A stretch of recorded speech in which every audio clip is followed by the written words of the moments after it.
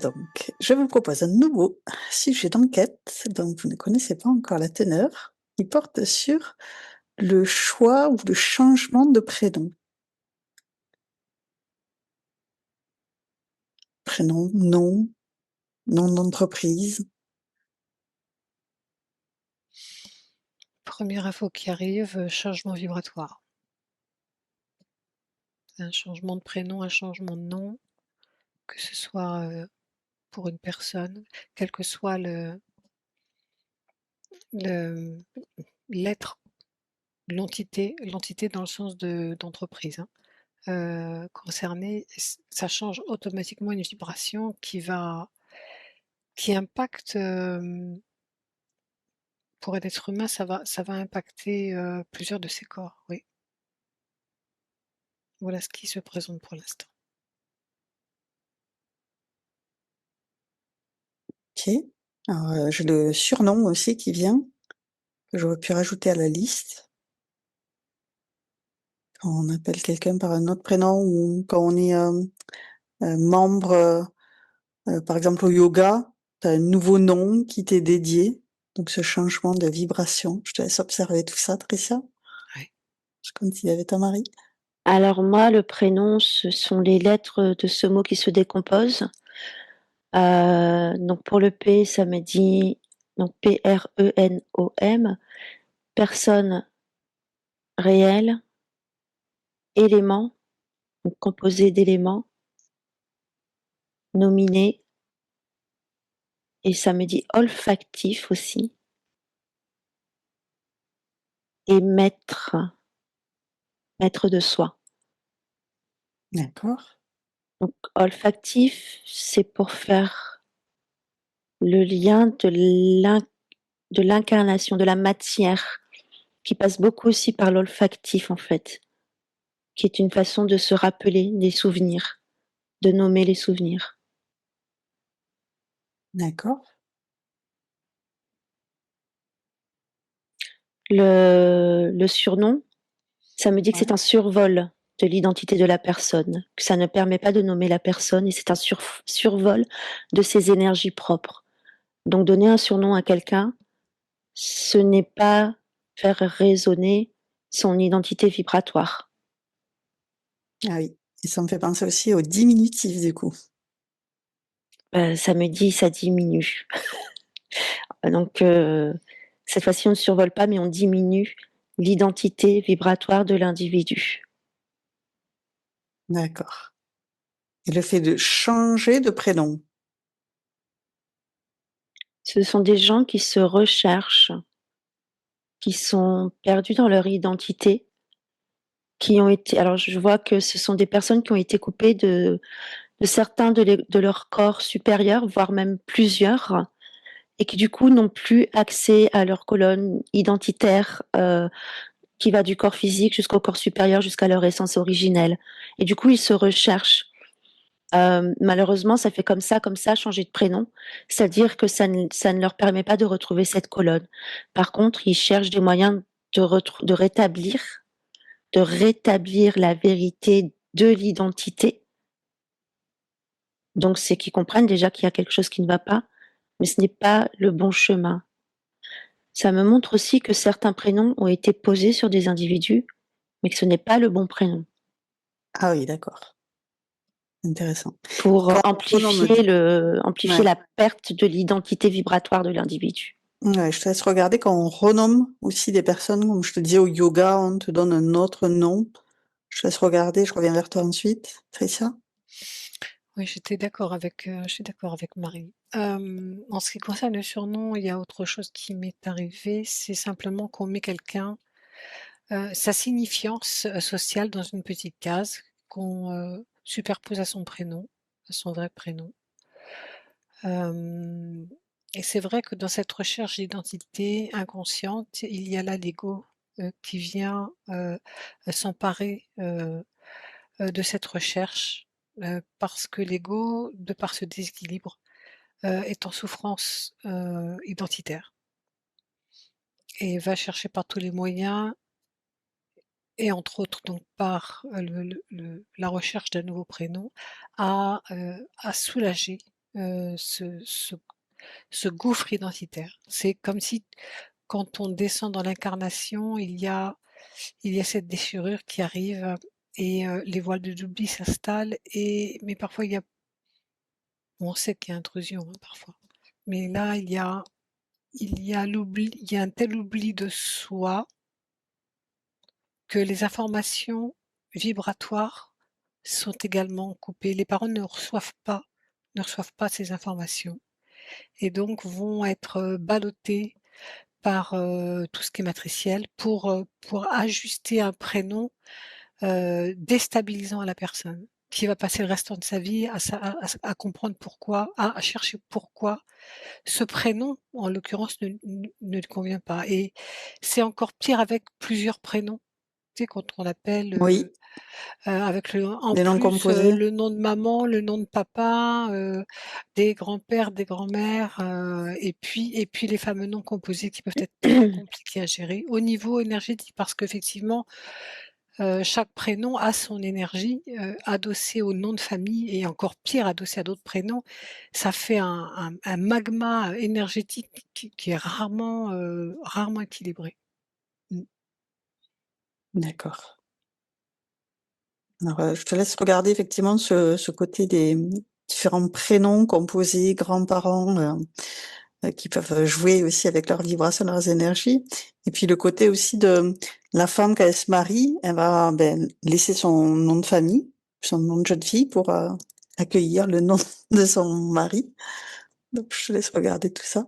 Je reviens vers toi après, Marie. Oui, alors concernant le fait, qu'on renomme certains individus par d'autres prénoms selon des pratiques ou certaines religions ou, il y a plein d'exemples, ça me dit. Ça me montre une ligne sur laquelle je vois l'individu d'aujourd'hui, une autre de ses incarnations et plusieurs de ses incarnations, comme ça, ainsi de suite. Et quand on renomme, alors dans certains cas, parce que c'est pas dans tous les cas, dans certains cas, quand on renomme un individu, ça peut lui faire un jump vers une vie antérieure où il portait cette résonance au niveau du prénom. Et du coup, c'est comme le faire revenir dans une autre vie, alors que l'objectif, c'est d'être dans cette vie aujourd'hui, avec ces fréquences d'aujourd'hui et de les incarner, de les harmoniser. Donc moi, ça me montre que ça fait faire des bonds en arrière dans d'autres énergies vibratoires de vie antérieure. Ensuite, ça me disait aussi qu'il y avait une importance, je change complètement, ça me disait aussi qu'il y avait une importance de la manière dont on prononce le prénom. La sonorité va changer toute la vibration de l'individu. Et ça me donnait l'exemple de Henri. Quand on dit Henri ou quand on dit Henri, ça me montrait que ça faisait pas du tout résonner les mêmes choses. Donc la manière de prononcer, la sonorité a aussi son importance et son rôle dans le prénom en lui-même, en fait. Tout à fait. Kevin, ça donnera pas pareil que Kevin, on est d'accord. Ou que Kevin. Ah oui, de prolonger les... Ouais, moi je sais pas où je suis, sur quel, mais là je suis au niveau du langage sonore. C'est en train de me donner les prénoms vraiment sur une autre manière dont on a l'habitude en France de les prononcer, quoi. Oui, mon prénom, par exemple, c'est pas Aude, Ah, c'est Aude. Aude, O est différent, ça me dit Aude, c'est ça. A-O, Aude. Là, on a la bonne sonorité. En tout cas, d'après mes perceptions là, à l'instant T. Mmh C'est mh. Aude. C'est joli. Oui, l'importance de la prononciation. C'est vrai qu'on nous l'apprend plus à l'école, ça. Il y avait, avant, cet enseignement de et, c'est Oui, et c'est comme, à chaque syllabe, hem, ouvrir des clés, appuyer sur un petit bouton. Tu vois? Aod, heu, ça fait A-O-D et puis ça fait A-O-D. C'est comme une boucle du coup qui se crée au niveau énergétique dans ce que ça montre. D'ailleurs dans ton cas, un cercle, c'est marrant parce que je vois à la fois un cercle d'eau qui devient un cercle de feu. Donc c'est comme si du coup on faisait le double et d'ailleurs tout à l'heure pour le E du mot prénom, ça m'a dit les éléments. d'accord. Donc, Tout à fait. donc là, dans ce que je vois pour toi, je vois l'eau, je vois le feu, et quand on prononce ton nom de cette manière-là, ça crée à la fois la sphère d'eau et la sphère de feu. Très intéressant. Merci. Donc, regardez plus en détail toutes ces prononciations des prénoms. Je te laisse observer la suite. Tricia, je reviens vers toi. Oui, je regardais ces agglomérats de prénoms, donc de syllabes, donc de résonances différentes. Et je vois que il y a une volonté, une volonté derrière de brouiller les pistes, en tout cas, énergétiques. Il y a donc une obligation socioculturelle quasi obligation socioculturelle d'avoir plusieurs prénoms. Pour l'administratif, on sait que les prénoms peuvent faire la différence avec, des personnes qui portent le même nom de famille, ça peut arriver. Mais là, je vois il y a 2 parties. Il y a la partie, on va dire, occulte, où, volontairement, on a inséré ça dans nos sociétés pour brouiller ou comment dire? Ça comment dire ce que je vois? Comment le décrire?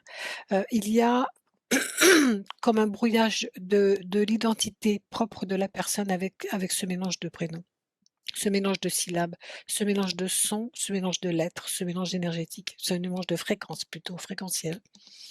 Et ça, c'est la première partie. La deuxième partie, c'est je te donne un prénom, pardon, que tu porteras toute ta vie. Tu seras donc toute ta vie assujetti aux fréquences propres à ton prénom qui te concernent toi. Je t'ajoute le prénom de mon père en hommage à mon père. Mais du coup, j'ancre, collé à ton prénom, des attentes. Des attentes, des projections. C'est au niveau inconscient naturellement, mais vraiment, chaque prénom correspondant à une personne de la famille correspond à des attentes, à des fidélités au père, au grand-père, à la grand-mère, à qui vous voulez, et avec quelque part une attente d'un comportement qui pourrait rappeler celui des personnes dont on a utilisé le prénom pour coller, au nouveau-né. Donc c'est manipulatoire, c'est complètement inconscient, mais quelque part ça va, générer dans le devenir du petit être qui vient de se voir affublé de tous ces prénoms, c'est comme si ça le mettait sur un rail bien précis. Et alors je ne vais pas parler de libre arbitre parce que là c'est pas le propos, mais c'est comme si voilà, on te met sur ce rail-là, c'est celui-là que tu dois prendre, et tu dois tenir compte de ton prénom et de ceux qui t'ont été ajoutés, greffés, dessus. Effectivement, ça donne une mixture qui s'impose là et qui va être portée toute la vie durant. En tout cas, toute la vie de cette incarnation-là. Alors la deuxième Ok. question, je sais plus ce que c'était. Par rapport aux femmes qui perdent son prénom Alors son nom de c'est pareil. Alors, soi-disant, ça nous a été vendu comme, la femme se marie pour être protégée. Il y a comme des images qui me viennent là, du père qui conduit, sa fille à l'hôtel. Alors, c'est, «Vas-y, je te donne quoi, tu es un objet, je te donne à ton mari, donc tu prends son prénom, tu es une chose. Tu deviens sa chose à lui». le nom de famille qui Ouais, change. ouais, tu m'appartenais, moi ton père, et donc je te conduis à l'hôtel. Alors l'hôtel dans tous les sens du terme, hein, parce que il y a différents hôtels aussi, mais donc ça peut être un peu litigieux quoi qu'il en soit. La femme, ça la réduit à l'état de chose. Et justement, regarde par rapport à celles qui gardent leur nom de jeune fille, ajoutent simplement le nom de leur mari. Quelles Oui, énergies ça produit? oui. Marie, je reviens vers toi. Alors moi, déjà, pour mon propre prénom, ça me disait que ça se prononce Mahari, avec un D'accord. deuxième A avec un chapeau au milieu. Donc Mahari. Et pour Tricia, ça me disait que c'était Teresia. Teresia. En 3 syllabes, même presque 4. Et je trouve ça très, très beau. Teresia. Ensuite, ça m'a parlé des noms des villes. Et là, c'est un peu le bordel. Parce qu'au niveau des noms des villes, pareil, on nomme, des lieux géographiques, et à chaque fois que quelqu'un va dire le nom de la ville, ça fait résonner une fréquence au niveau géobiologique, au niveau du terrain de toute la ville ou du village. Et ça fait remonter des choses, comme ça fait des résonances. Et j'ai vu que certaines villes, il y avait des lettres qui avaient été mélangées comme ça dans les noms, je sais pas pourquoi, certainement avec le temps. Il y a eu des changements de noms de villes, et cetera. Mais il y a aussi ça, le nom des villes a une influence du coup directement aussi sur l'être humain et sur toute la région en fait, ville ou village, hein, peu importe. Oui, ça me fait penser aussi au nom des rues qui changent régulièrement. Ouais. Et donc à chaque prononciation d'un nom de ville, ça fait vibrer la vibration du lieu qui peut-être est pollué, même très certainement, puisque bon, tout le monde ne fait pas la géobiologie dans toutes les villes, l'harmonisation des lieux et des terrains. Donc il y a ça aussi, voilà, et ça me dit aussi des régions, etc., que chaque mot aurait besoin d'être visité et d'avoir une harmonisation. Intéressant. Ok.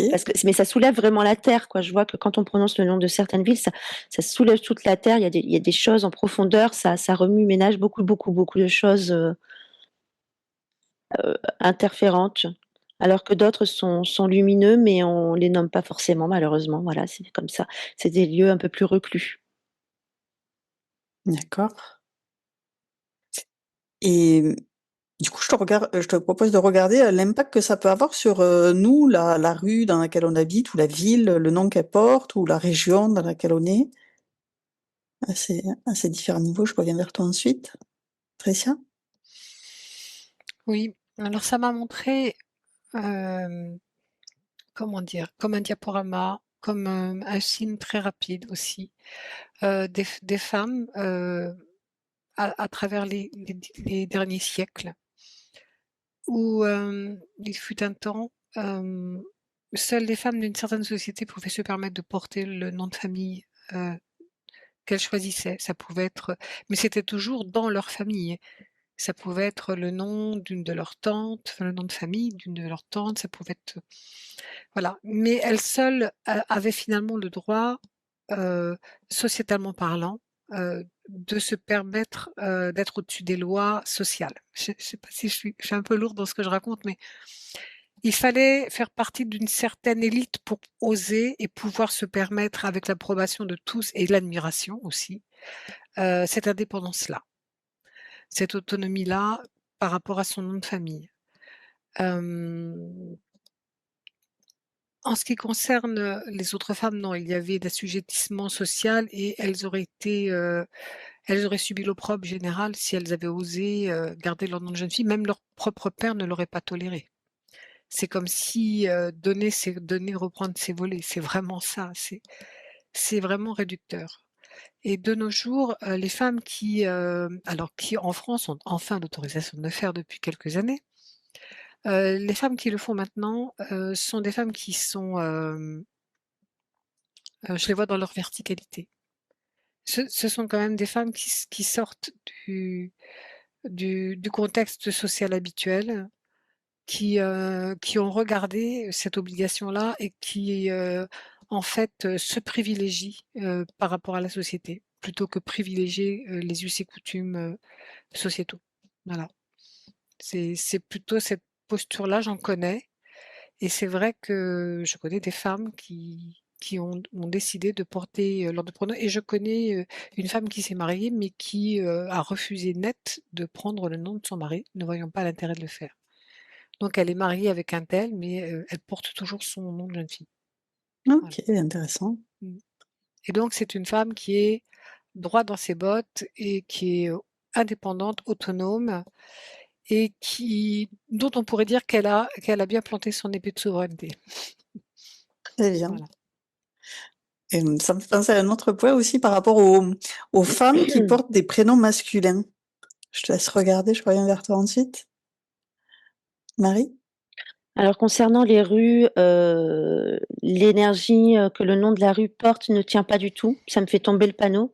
Pour les impasses, c'est pareil. C'est comme si ça n'a aucune importance. Par contre, quand on habite dans un chemin, le nom du chemin, renvoie une vibration. Et ce que ça m'a fait penser tout de suite, c'est que, bah oui, anciennement, c'était des chemins où la via, Voilà, La il y a voie, toujours ouais. des vias, voilà, des voies, voilà, des grands chemins, mais il y avait pas vraiment de rue proprement dit. Voilà, La mais quand grande rue. ou Dans les ouais, villages, souvent, tu as la grande rue. bah, pareil, je vois le panneau qui tombe, ça marche pas. C'est rue OK. rue, impasse, ça tient pas au niveau vibratoire. C'est comme s'il y avait aucune dissidence là au niveau vibratoire. Par contre, un chemin, une voie, ah oui, elle a une résonance, mais plus le chemin de, là, il y a vraiment, une vibration qui tient. Mais c'est surtout le nom du village ou des petits je vois des petits hameaux, aussi. Donc il y a des hameaux aussi, hameaux 2. Là, il y a une vibration quand on le nomme aussi, très, très forte dans les hameaux. Ensuite, du coup, je suis désolée, je rebondis sur, là où vous étiez avec Tricia concernant les noms de famille. Moi, ça m'a montré que le nom de famille, c'est quelque chose qui nous vient du père, toujours du père, patriarcal, et que c'est comme une valise contre fil, en fait. Mmh. Qu'on n'a pas forcément demandé, qu'on n'a pas forcément besoin non plus, mais qu'on est tellement sur terre, il faut bien faire des distinctions entre les uns et les autres, mais c'est vraiment un bagage, hem, à la fois, lourd et pesant dans la matière et à la fois énergétique, éthéré, qu'on te refile, voilà, un truc qu'on te refile et puis débrouille-toi avec. Et je voyais que concernant les femmes, certaines femmes avec leur nom de jeune fille, donc le nom de leur papa, qui ça reste le nom d'un masculin. Tous les noms sur terre de tout le monde proviennent d'un masculin, que ce soit l'époux, le père, peu importe. Et il y a que les femmes ayant créé leur propre identité, c'est-à-dire qu'elles ont réussi à créer une signature fréquentielle autour de leur propre prénom et nom de famille. Elles ont réussi à créer leur propre fréquence.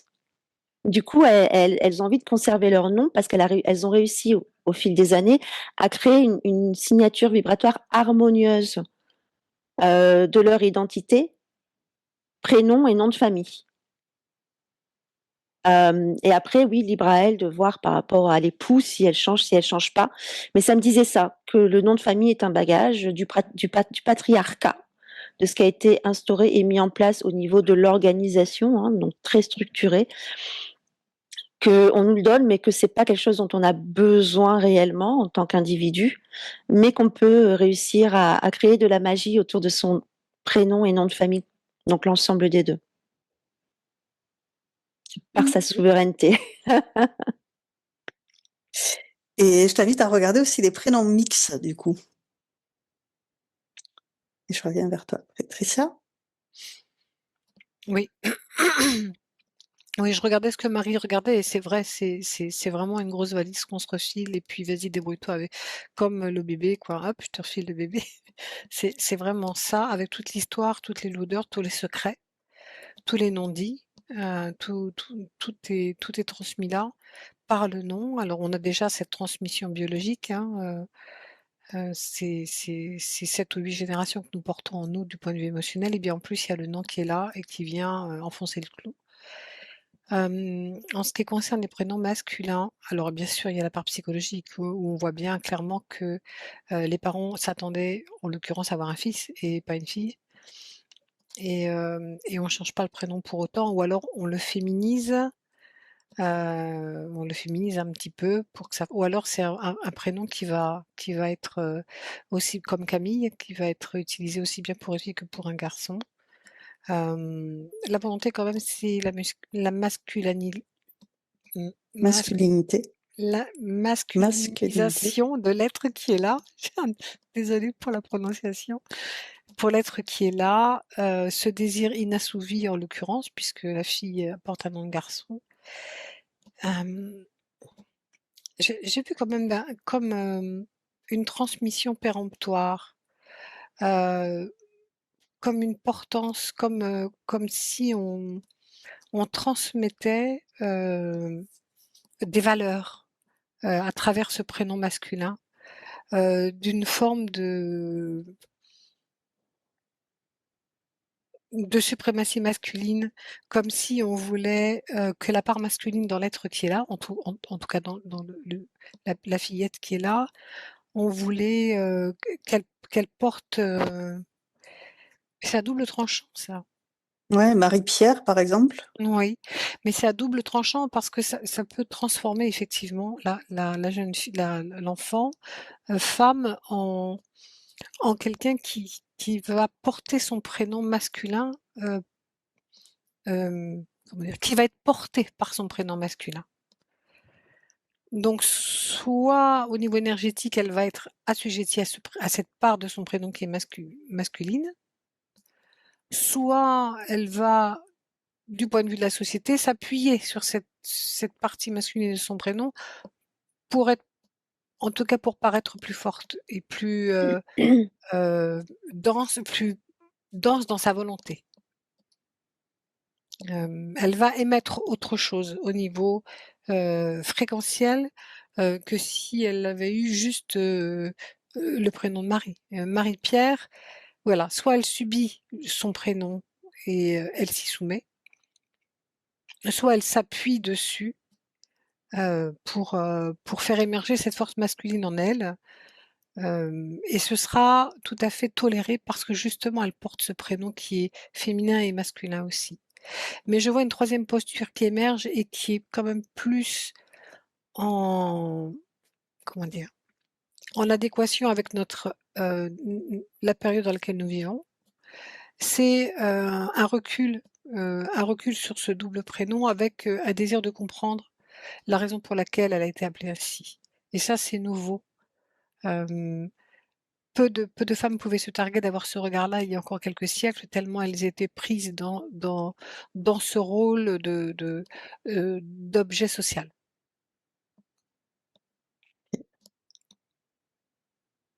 OK, intéressant. Donc je te laisse regarder un peu plus les prénoms mixtes et particulièrement, il y a des prénoms, des fois, Evelyne, on se dit c'est féminin et il y a des hommes, notamment aux États-Unis, qui portent ce prénom.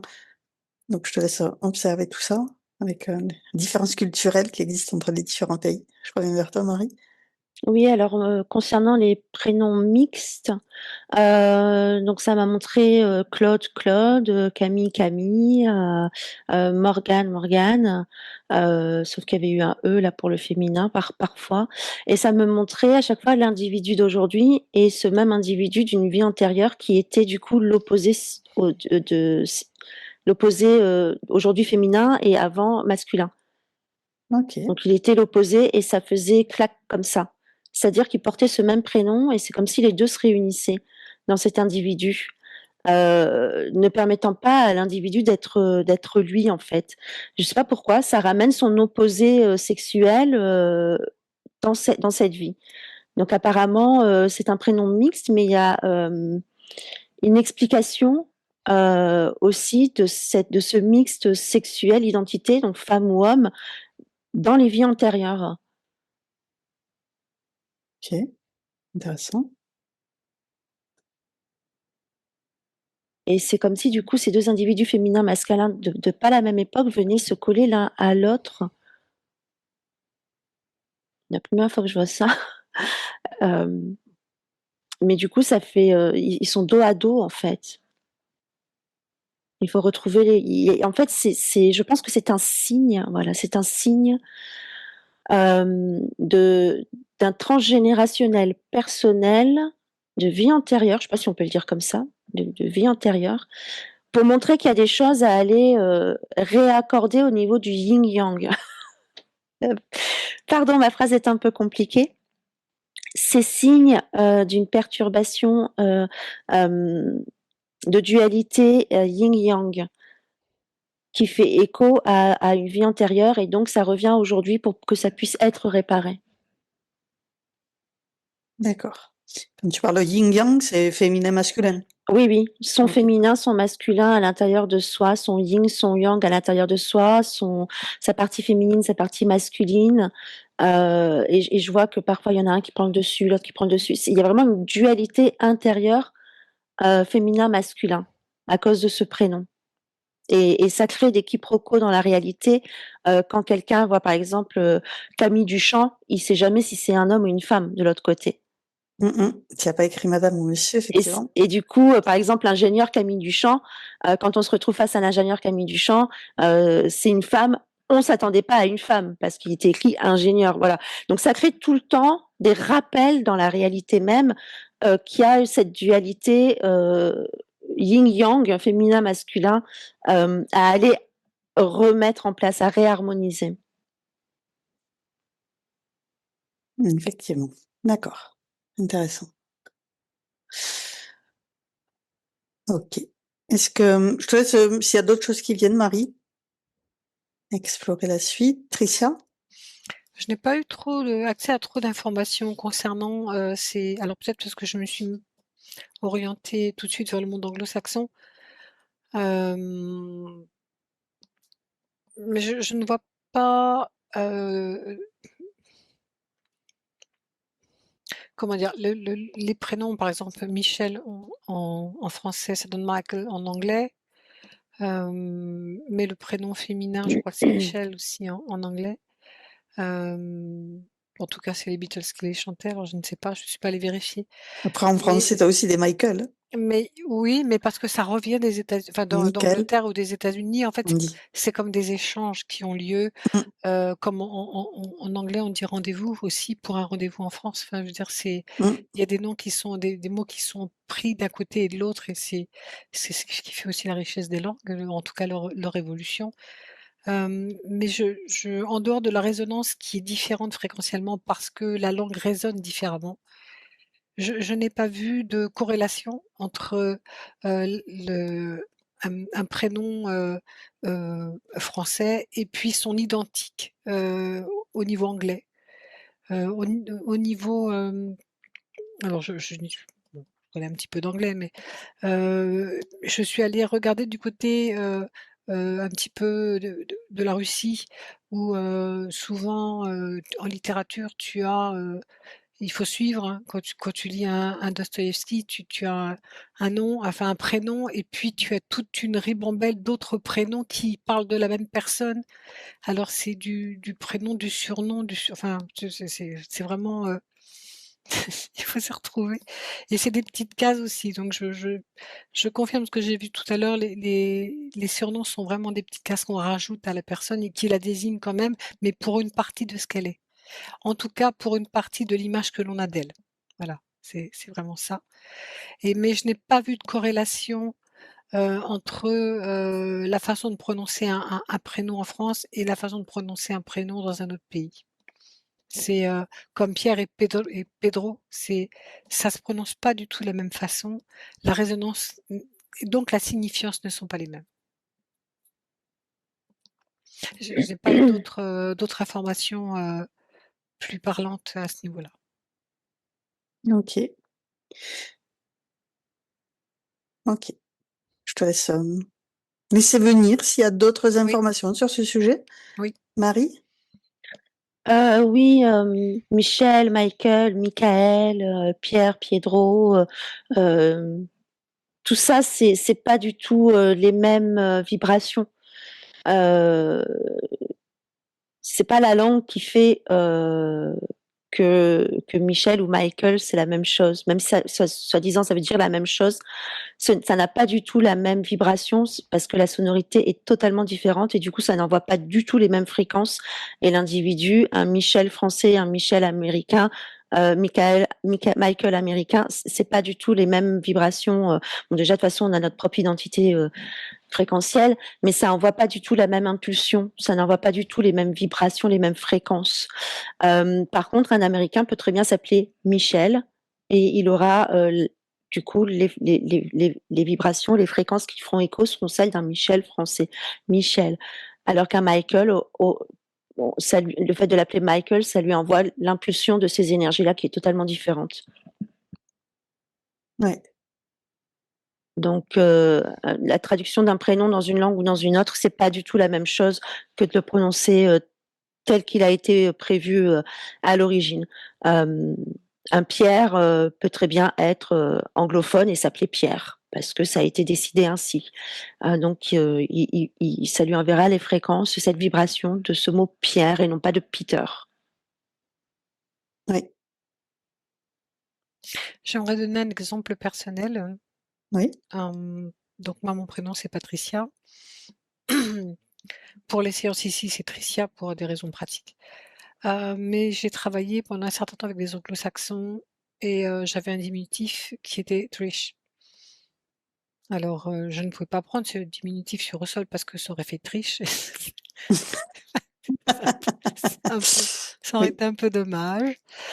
Quoi qu'il en soit, justement, là, c'est la preuve vraiment, de la résonance dans la signifiance, mais aussi de la résonance fréquentielle parce qu'entre Trish et puis Triche, eh oui. ça n'a rien à voir, ça n'a strictement rien à voir. C'est pas le entre guillemets, c'est pas la même c'est pas le même monde. Ce Tout à n'est pas fait. la même signifiance du tout, du tout. Donc, je voulais juste, apporter ce petit témoignage-là. Et si t'as pas cette culture anglaise, effectivement, tu vas le rabattre sur ce que tu connais. Triche, c'est pas terrible. Non, c'est pas top. C'est Mmh. pas top du Mmh. tout. Tout à Alors fait. que Trish était tout à fait, courant, Chouette. Ouais. voilà, répandu, sympa, voilà, Mm, mm. ouais. Effectivement, intéressant. Bah, c'est vrai qu'en Angleterre, mon prénom, il est très difficile à prononcer aussi. Mmh. C'est trop régional, justement. Et en espagnol, ça donne quoi? Aude? Voilà, là, il le prononce Aude. Mmh. AO. C'est rigolo. Ok. Est-ce qu'on a fait le tour de... Oui, Marie? Alors moi, ça me dit que, au-delà des prénoms qui sont la signature vibratoire et fréquentielle, hem, chaque mot, possède une vibration et ça me dit, prenez le temps d'écouter ce qui sort de votre bouche, écoutez les mots, écoutez les vibrations, écoutez les sonorités. C'est un exercice, extrêmement difficile que de se rendre compte, de ce que l'on chante par la bouche, en fait. C'est marrant le message, parce que chaque mot est une vibration et c'est comme des chansons quand on parle à l'autre. Donc écoutez vos chansons quand vous êtes en discussion. Ah, c'est joli. Oui, Tricia? Oui, il y a juste une info qui est arrivée là. Il y a aussi la façon dont on s'entend, dont on se prononce à soi son prénom, qui vient, enrichir la fréquence de ce que l'on est. C'est comme une particularité, propre à l'incarnation, propre à cette incarnation-là, de ce que je vois, que de se prononcer à soi son prénom et de se l'approprier et quand il est juste pour soi. Je ne parle pas là des gens qui sont mal à l'aise avec leur prénom. Quand on est, en accord avec son prénom, se le prononcer à soi intérieurement, comment on reçoit ce prénom qui est le nôtre de la part des autres, quel est le lien que l'on peut faire au niveau énergétique et affectif et là, du coup, ça va toucher la psychologie sur l'estime de soi, sur le regard que l'on porte sur soi, avec cette intimité avec soi que crée son propre prénom. C'est juste, cet ajout-là que je voulais faire. Oui, très intéressant. La façon dont... Et d'ailleurs, est-ce qu'on peut, ben, comment dire, changer cette perception qu'on a de son prénom en... Je pense que Mmh. oui, parce que ça m'est personnellement arrivé, quand on arrive à dérouler sa propre histoire, et qu'on arrive à comprendre, finalement pourquoi on a été appelé comme ça. Quelle histoire il y a derrière? Qu'est-ce qui a construit ce prénom-là? Enfin, cette volonté d'utiliser ce prénom-là. Parfois, vous avez une belle histoire derrière, mais vous ne la connaissiez pas et quand on arrive à toucher à sa propre histoire avant incarnation finalement, hem et à voir les liens que ce prénom peut avoir au niveau affectif, oui, on peut se réapproprier son prénom, oui. Oui. Moi, ça me dit, en trouvant la bonne façon de le prononcer, la bonne sonorité, parce que beaucoup de prénoms ont été entre guillemets «simplifiés», ou un peu coupés ou minimisés dans les syllabes ou dans les voyelles, francisés ou des choses comme ça et donc ça me dit en trouvant la bonne, prononciation sonore, tu peux trouver, retrouver l'harmonie en toi parce que tu as enfin trouvé comment réellement se dit ton prénom. Beaucoup de prénoms ne sont pas dits comme ils devraient l'être parce que, ils ont été, simplifiés, mâchés, coupés avec le temps, avec les siècles. Ok, intéressant. Faire ce travail de réappropriation de son prénom. Très bien. Est-ce que vous voyez d'autres informations importantes ou est-ce qu'on a fait le tour? Non, c'est OK pour moi. Voilà, n'oubliez pas, les fréquences et les sonorités. Heu, et ça ramène à l'importance de sa corde vocale, d'être soi et de prendre conscience de ce qu'on est, de ce qu'on fait, de ce qu'on dit. On oublie souvent cette partie-là. Prenez conscience de ce que vous dites, car vous envoyez des vibrations. Très bien. Patricia, tu veux rajouter quelque chose? Mais c'est juste que ça me montre des prénoms de fleurs, donc avec les fleurs qui vont avec, donc une belle rose, C'est une vrai, marguerite, une il y a alors ce les qui est rég prénoms des fleurs, les prénoms voilà, des fruits, oui, oui, oui, clémentine, clémentine, oui, c'est, prune, voilà, donc ça me et les montre couleurs blanches, les oui, couleurs. voilà, toute cette nature qui est cette belle nature Mmh, magnifique mmh, qui nous entoure et qui est porteuse aussi de toutes ces belles énergies, hein. L'énergie du mot rose est très courte et pourtant elle est très dense aussi. mmh. Donc comme son parfum, en tout cas pour certaines roses. Oui, j'aime bien ça, regarder ça, oui. Mmh, voilà. Intéressant. OK. Je vous propose qu'on s'arrête là sur cette enquête. Je vous remercie pour toutes ces informations. Merci. À bientôt. Merci bien. À bientôt.